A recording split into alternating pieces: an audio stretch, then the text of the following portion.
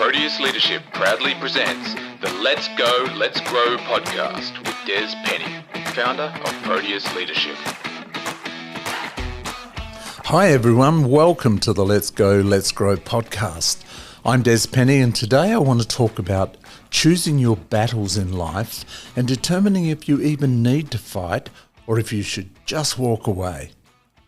It seems that the fast pace of life and business now means that many of the things we've taken for granted in the past have become a battle to achieve. No sooner do we get over one hurdle than the next one is in front of us. I'm sure that we don't have any more battles than we've always had, but they are either just a lot closer together or we're just more connected and aware through social media and other channels. Whatever the reasons, the battles are there to be fought. So let's make sure we choose the right ones and that the outcomes are positive.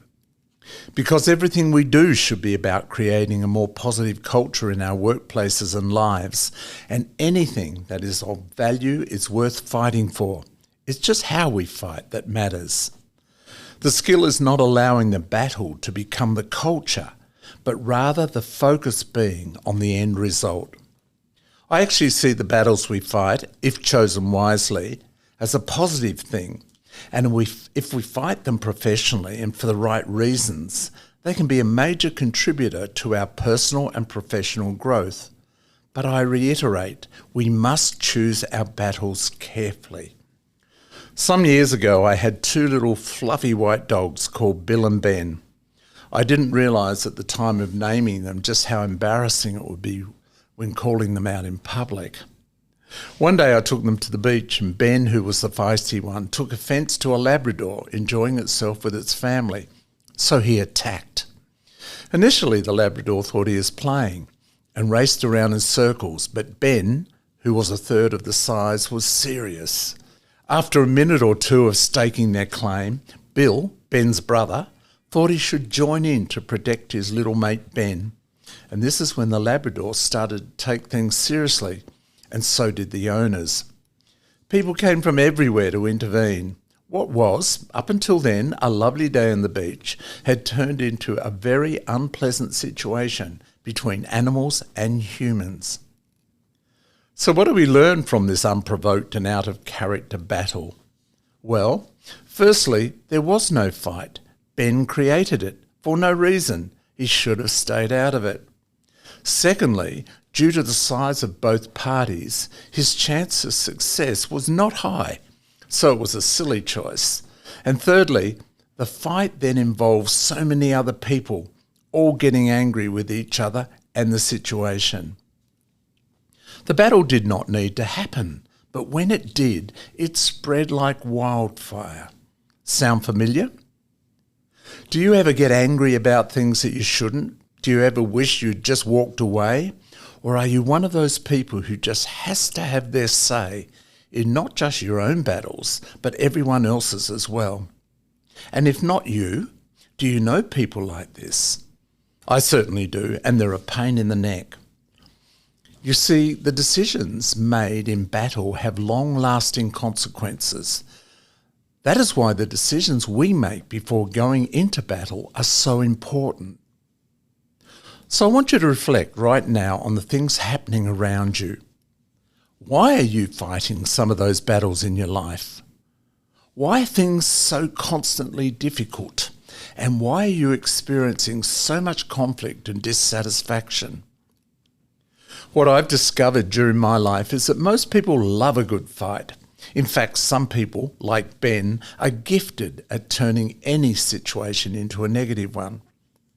But the thing we must always remember is that we decide our involvement in battle, and therefore we open ourselves up to the consequences. Sometimes we need to make a stand, and other times we just need to walk away. You see, the patterns we build into our lives on a daily basis determine who we become as human beings. And there's a major difference between someone who fights for what they believe in and someone who is just up for a fight. You can get angry about something out of your control, but the only weapon you have that will make a difference is to do something that brings a resolution to the issue rather than adding to it.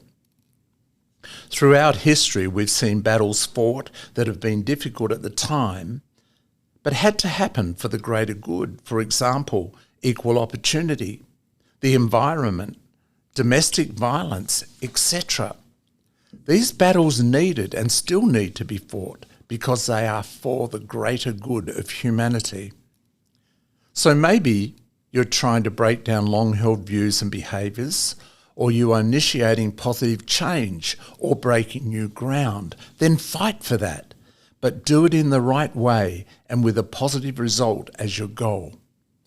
Some people protest because of deep beliefs, while others don't even know what they're protesting about and just get caught up in the battle.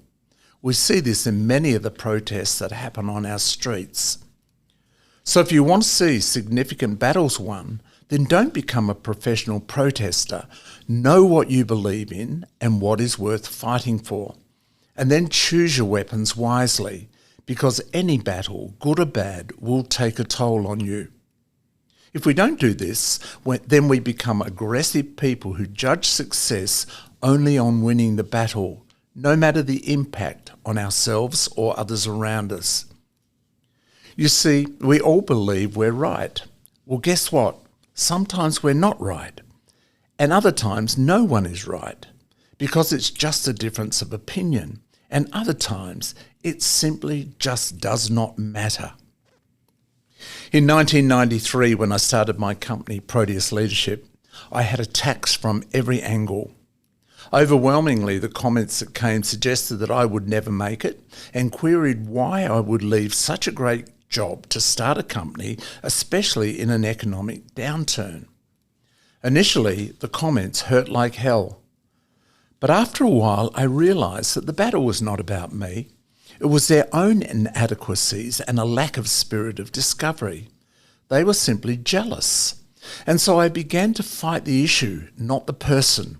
And this changed everything.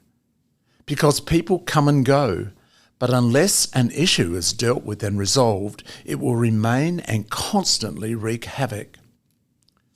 How many battles are we fighting that have been happening for years with no resolution in sight?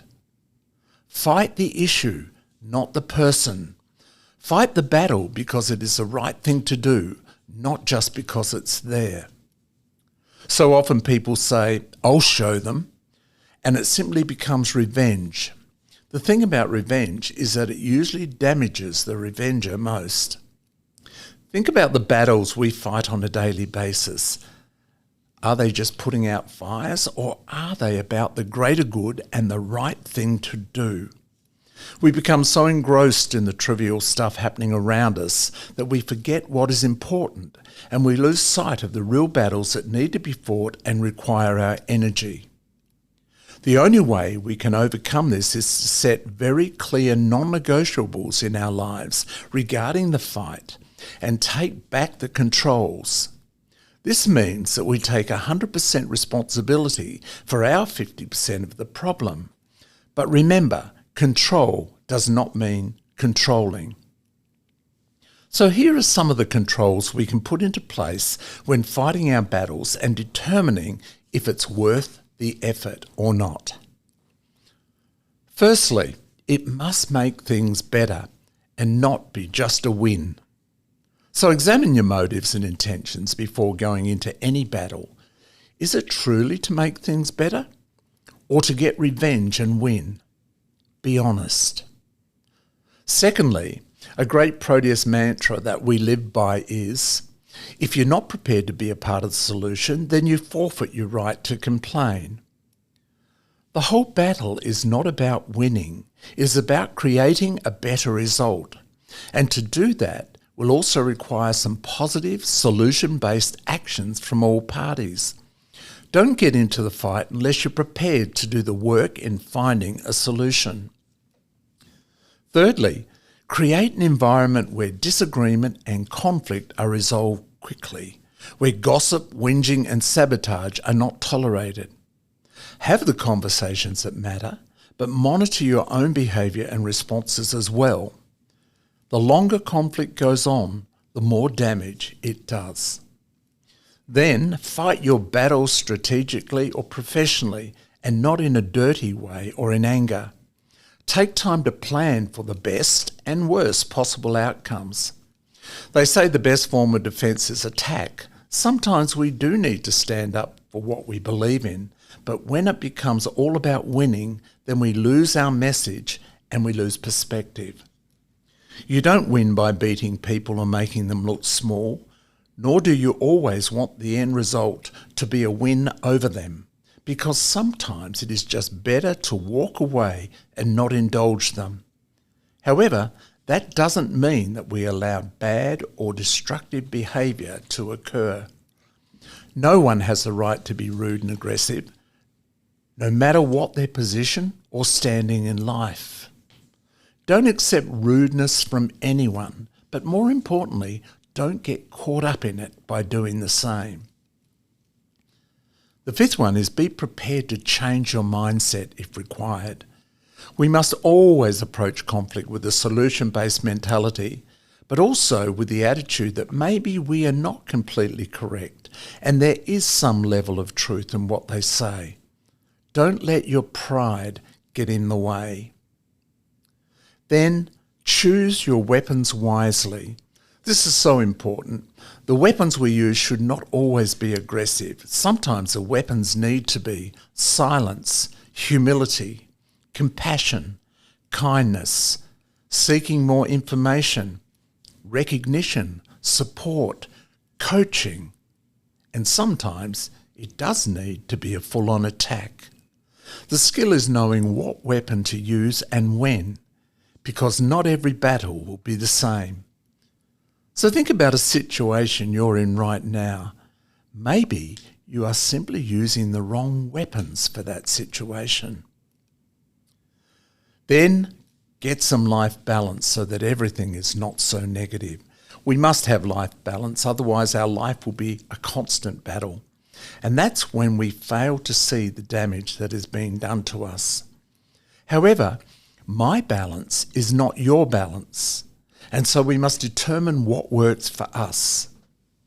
But without personal balance, everything will begin to look wrong and overwhelm us, and we'll find ourselves in battles that we should not be in. So change the balance in your life and spend more time on the things that make you happy. Happiness is the best weapon to use against negativity and conflict. And finally, sometimes you just need to walk away. Some battles are not yours and you need to step away and use that energy for something positive.